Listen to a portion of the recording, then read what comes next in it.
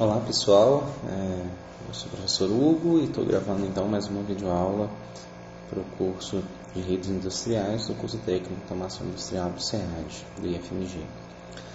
Essa videoaula então a gente vai fazer alguns exemplos aqui no Cisco Packet Tracer de funcionamento de redes de computadores, tá?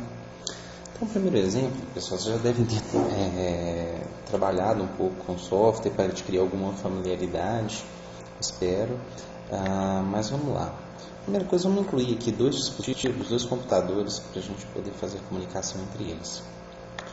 Vou colocar um computador genérico aqui para inserir dispositivos na tela, pessoal. Basicamente, escolher qual grupo de dispositivos a gente vai utilizar.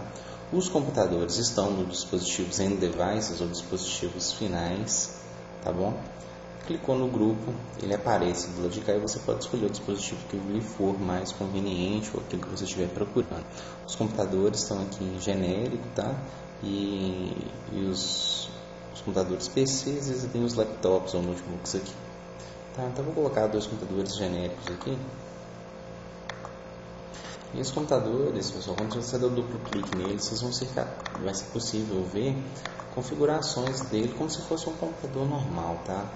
Então, a questão de configuração de IP, que a gente viu na última videoaula, uma linha de como se fosse o prompt do DOS, uma tela de um navegador, um web browser, que seria um navegador de internet da vida, entre outros recursos. A gente vai explorando isso aí ao longo do curso, tá?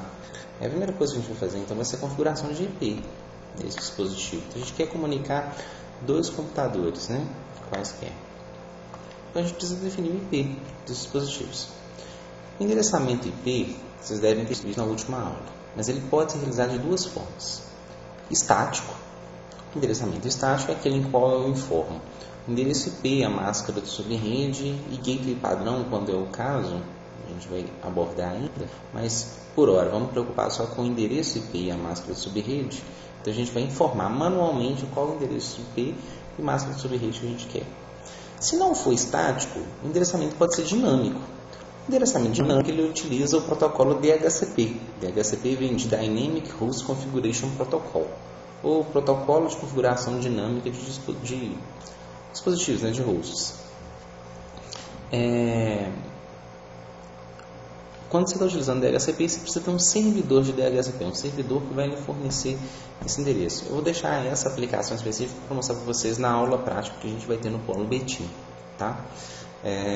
Eu vou colocar aqui então o endereçamento estático, eu vou atribuir um IP qualquer, por exemplo, 192.168.1.10 para esse dispositivo, a máscara do subrede 255.255.255.0, tá bom? Vou fazer a mesma coisa para o outro PC. Clico no PC, vem em Desktop, aplicação de configuração de IP.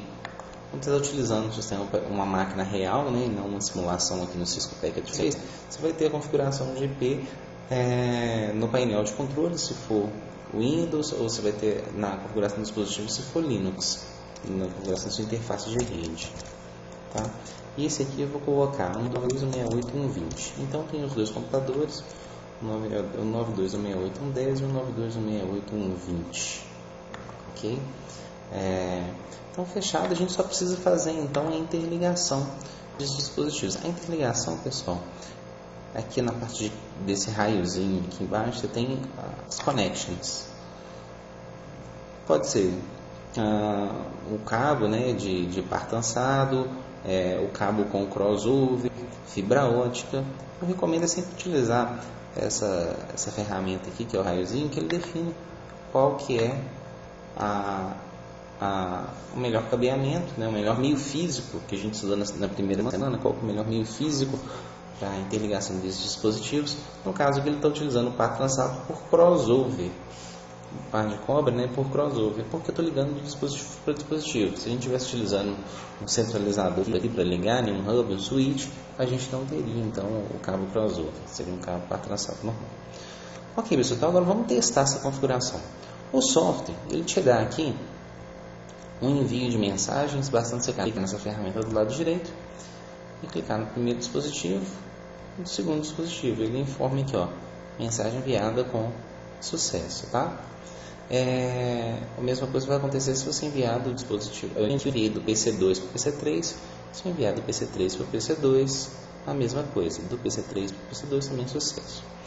Mas, se a gente vai utilizando computadores reais, a gente não vai ter essa ferramenta para verificar. Como que a gente vai fazer isso? Uma forma de verificar a interconexão é utilizando o prompt de comando, né? O prompt do DOS ou CMD aí do computador de vocês. Vocês vão vir aqui em prompt de comando, abrir. E nessa aula a gente vai aprender basicamente dois comandos que são muito importantes aí para a gente aprender a trabalhar com redes industriais, com redes de computadores, não redes industriais, redes de computadores, tá? Vamos trabalhar nessa semana nas redes de computadores que a gente vem trabalhando. O primeiro deles é o ipconfig. O ipconfig ele vai te mostrar qual que é a configuração de IP que a gente está utilizando. Olha. O IP 192.168.1.10 e a máscara de subrede 255.255.0. Se a gente chegar no outro computador e também fizer o ipconfig, a gente vai ter lá 192.168.1.20.255.255.0. Então as duas configurações de IP estão ok. Para enviar um pacote e saber se teve sucesso ou não, eu vou utilizar o comando ping. Ping e o endereço IP do outro dispositivo. Eu estou acessando 192.168.1.20. Eu quero saber se eu consigo mandar uma mensagem para 192.168.1.10. Quando eu dou Enter, aparece lá, olha, resposta do dispositivo 192.168.1.10. Tempo menor, tempo ínfimo, né? 0 milissegundos. Enviei 4, recebi 4, 0% de perda, ou seja, obtive com sucesso. Se eu estivesse mandando um dispositivo, vamos supor que tivesse um dispositivo de final 11 nessa rede. Eu ia tentar mandar, o ping ia tentar mandar e não ia obter resposta. E eu ia obter resposta lá. Esgotado o tempo limite, né? Request timeout. Estourou o tempo limite de resposta. Então, esse aqui é um retorno do ping com sucesso e esse sem sucesso. Então, a gente viu aqui que a nossa rede está funcionando. Rede de 2 computadores apenas. Vamos supor que agora eu quero colocar aqui também um notebook. Qual que é? Para ligar esse notebook, quero ligar os outros dois, eu vou precisar então de um dispositivo centralizador. Que dispositivo centralizador é esse? Pode ser um hub ou um switch. Nós vamos utilizar, por exemplo, um switch. Tem diversas opções de switch, pessoal. Esses switches são switches da Cisco, que é o fabricante do software, né? Então a gente pode utilizar o primeiro aqui, que é o mais simples dele, clica nele e arrasta para a tela. É um switch de 24 portas, tá? Todas elas cabo UTP mesmo. Aqui no software, sempre que você quiser apagar uma ligação ou algum objeto, você pode apertar Delete, ou a setinha vai virar uma cruzeta. Se clicar, vai ser excluído. Não quer excluir mais, pressiona ESC. Ok? E para ligar da mesma forma, você escolhe aqui a conexão e vai ligando no switch. Ele vai atribuindo na forma sequencial as portas dele, de 1 a 24. Então aqui, olha, a gente está com todos os dispositivos ligados. Nós já configuramos o IP desse dispositivo.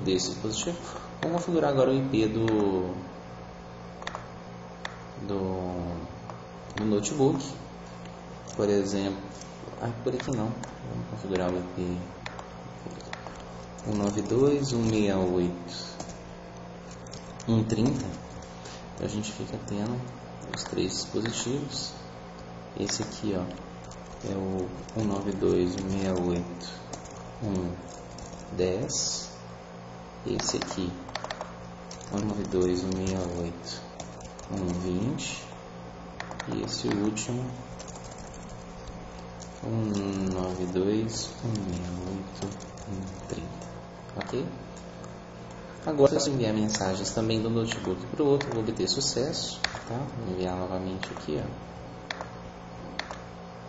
E se eu abrir e resolver dar um ping